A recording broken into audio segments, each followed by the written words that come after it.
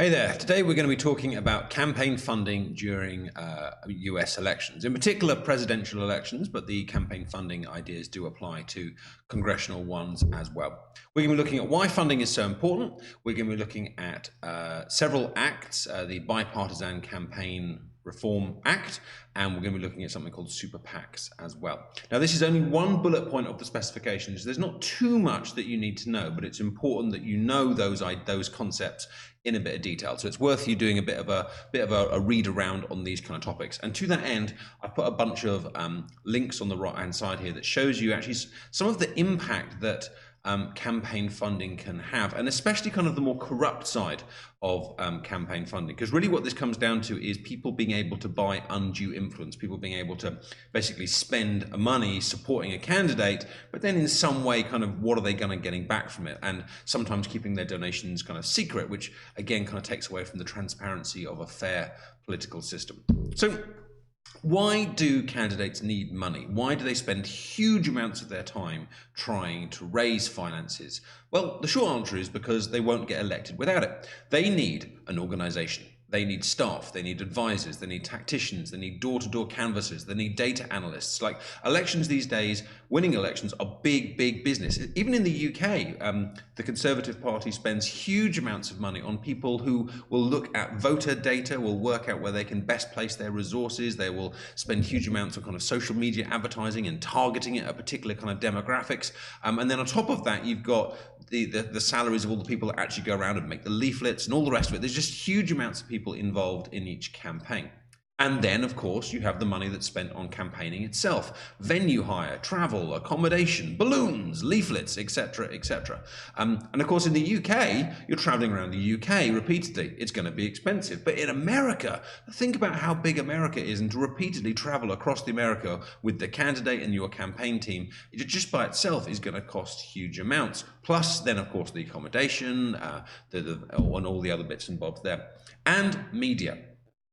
In America, there are less laws about advertising. So on UK TV, you don't see television adverts for political parties. You see what we call political party broadcasts, but in the actual kind of normal stream of adverts, you don't see them kind of cropping up. But you do in America, and they have to be paid for by the candidates. So TV adverts, newspaper adverts, and of course, there are positive and negative adverts. Positive advert says, I am great. Negative advert says, they are terrible. And campaigns will be funding both. And the huge rise in recent years of social media targeted adverts. That means they will pay a company like Facebook money to find out about voter demographics, their likes and their dislikes, and then they kind of use that information to calculate what messages to target at particular voters. And the UK, the Brexit campaign did this brilliantly. They sent certain messages towards certain types of voters in order to have the best chance of persuading them to support their candidates.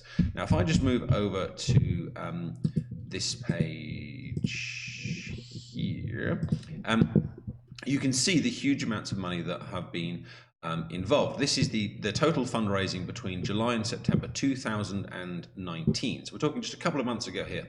Bernie Sanders raising $28 million in that time period. I'm going to ignore Tom Steyer because a lot of him is self-funded. But Bernie Sanders raised $28 million within that time period. And then look at this small, light little grey one here. That's the amount that he spent during that period. So he managed to save 6.5 million, but that's how much he spent in just those 3 months. Warren raised 24 million and then spent a good, three-quarters of it? Pete Buttigieg raised 19 million and spends essentially all of it. Joe Biden raises 15 million and then overspends. So the candidates aren't sitting on this money. This is money that they are raising, and then it's being spent straight away because campaigning is just so expensive. And factoid for you here, the candidate that spent the most won the general election in 6 out of 7 of the last elections. You have to go back before Bill Clinton before you find the opposite being true. The big exception is Hillary Clinton and Donald Trump, but that's perhaps a story for another time. But you can say in an essay, you can say generally, the majority of the time, the candidate that raises the most amount of money is the candidate that wins. So what's the story behind campaign funding? That's John McCain, and I'll be talking about him in a second. But let's first of all go all the way back to 1974, where we've got Richard Nixon as president. And they create a law post the Watergate scandal where, and this law limits the amount that people can donate. Because what was happening is that very rich businessmen would donate huge amounts of money to their preferred candidates that was going to benefit them.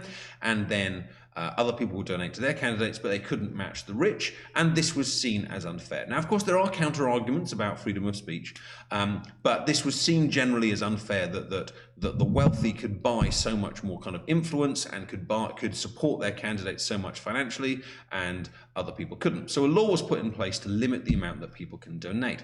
But in 1976, the Supreme Court struck substantial parts of that law down, saying that actually freedom of speech means that you have the freedom to be able to support financially the candidate you want. That was quite wordy, but effectively they were saying that your freedom of speech includes the right to financially donate to candidates. And if you restrict the amount that I can give to my candidate, you are restricting my freedom of speech. And that is a constitutional right, Article 1 of the Bill of Rights.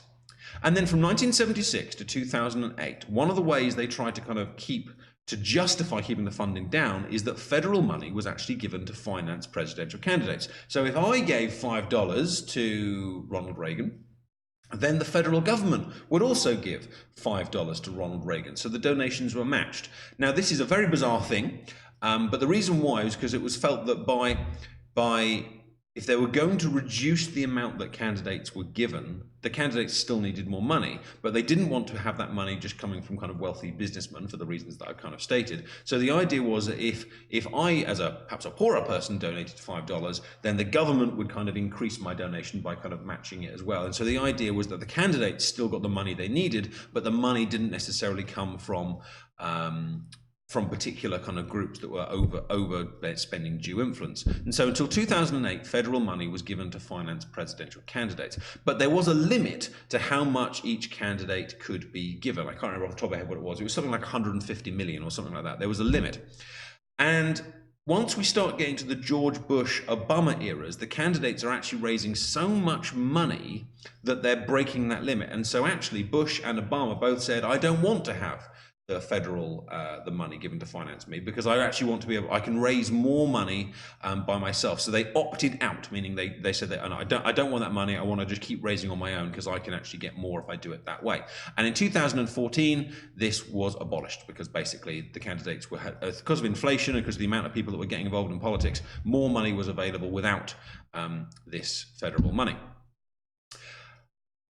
So the other issue that was going on is that many candidates avoided these money restrictions by using what's called soft money. The word we might use here is loopholes. Basically, every time a law is put in place to try and sort out campaign finance, someone finds a loophole, finds a way around it, challenges it in a court, whatever it might be, but they find another way to get their money to the candidates. And the phrase used here is hard money and soft money. So let's say you're running for president and I give you the money directly, that would go under the heading hard money. But say I gave the money to your political party instead, and then they use that money to support you, the phrase used for that is soft money, and that's a phrase you should try and use in your exam answers. This means money, you can see it on the screen here, this means money donated to the party instead of the candidate or other organizations that might support you. And so the Bipartisan Campaign Reform Act 2002, which was headed by John McCain and another gentleman I can't remember the name of, it's in the textbook, restricted this. It stopped people being able to try and get around the finance restrictions that had been attempted to be put in place in 1974. If you go and look at page 263 of our main textbook, the red one, it tells you more about the Bipartisan Campaign Reform Act.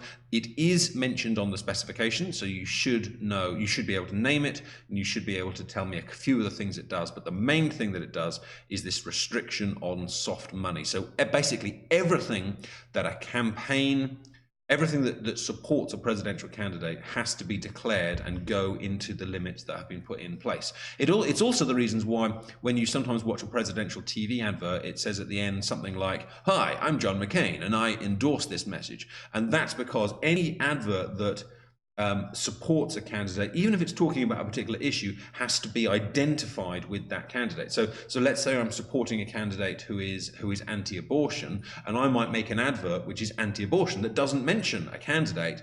The Bipartisan Campaign Reform Act says, no, no, no, no, no. Even if it's on an issue, if that issue is actually particularly favoring one candidate, it has to be directly associated with that candidate. They have to have their name on that, and it has to be within the campaign funding restrictions, the limits that are there. So that's why you get those kind of weird messages. So the idea is that everything, all funds, should be declared.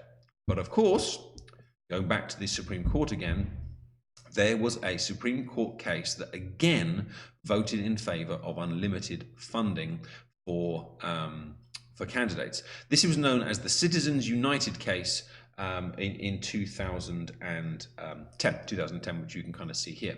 Now, they didn't. This case went 5-4, so it was a very, very, very close one in terms of the judges. I mean, so it could have easily gone the other way with a different selection of judges, but nevertheless, this was the ruling, 5-4 in favour of unlimiting these funds. But it didn't actually unlimit the amount that you can give to the candidate. It unlimited the amount that other independent organizations can spend to support those candidates. So we're getting quite kind of technical here and where the kind of money's going, but like I said earlier, loopholes.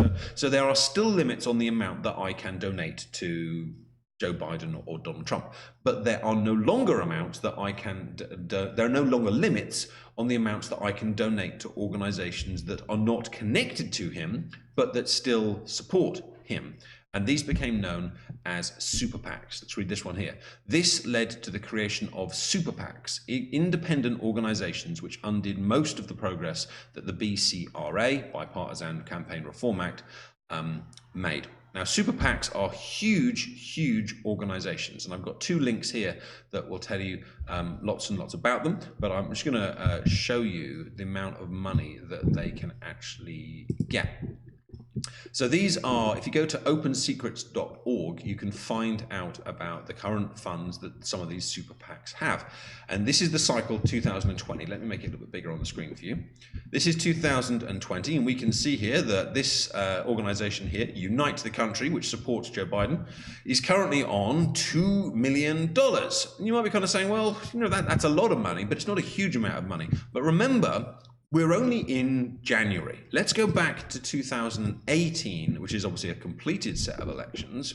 And you can see here that the congressional leadership funds for the midterms was on 138 million. The Senate Majority PAC, 111 million. The Senate Leadership Fund, 95 million, etc., etc. And you see them. These are colossal amounts of money. Let's go back to 2016 when you had a presidential election, Hillary versus Trump.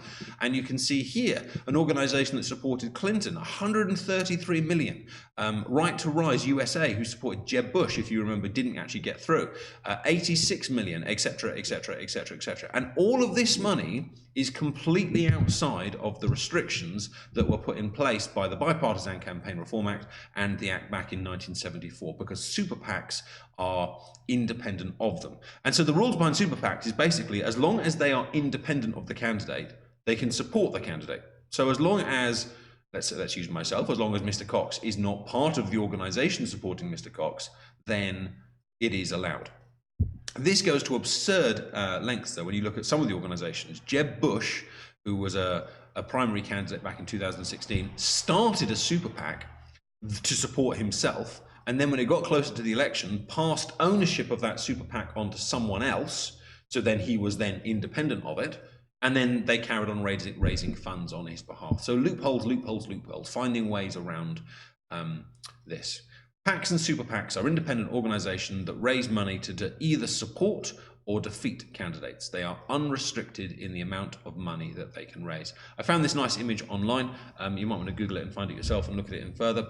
But it said that $1 million gifts to the biggest 9 PACs in 2011 accounted for half of their money. So looking at the graph that should be about there, 17 donors who were able to give huge amounts of money gave super PACs over half of their money. Yes, there were huge amounts of money given by other people as well, but this idea that you're trying to limit the influence that money can buy has been effectively taken away by super PACs. It means that If you are rich, if you are wealthy, you are able to give as much as you want as long as you donate to super PACs rather than to the candidates themselves. Whether that is a problem or not, I guess, depends on your views or freedom of speech, and you can discuss and you can debate that. But nevertheless, you need to know how money is used. We've covered that. You need to know what happened with the Bipartisan Campaign Reform Act. We've covered that. You need to know what Citizens United case did. We've covered that, and making reference to super PACs, and we've covered that as well. Read around a little bit more, and then you've covered this topic. Thanks for watching. Hope you found it useful. I'll see you on the next video.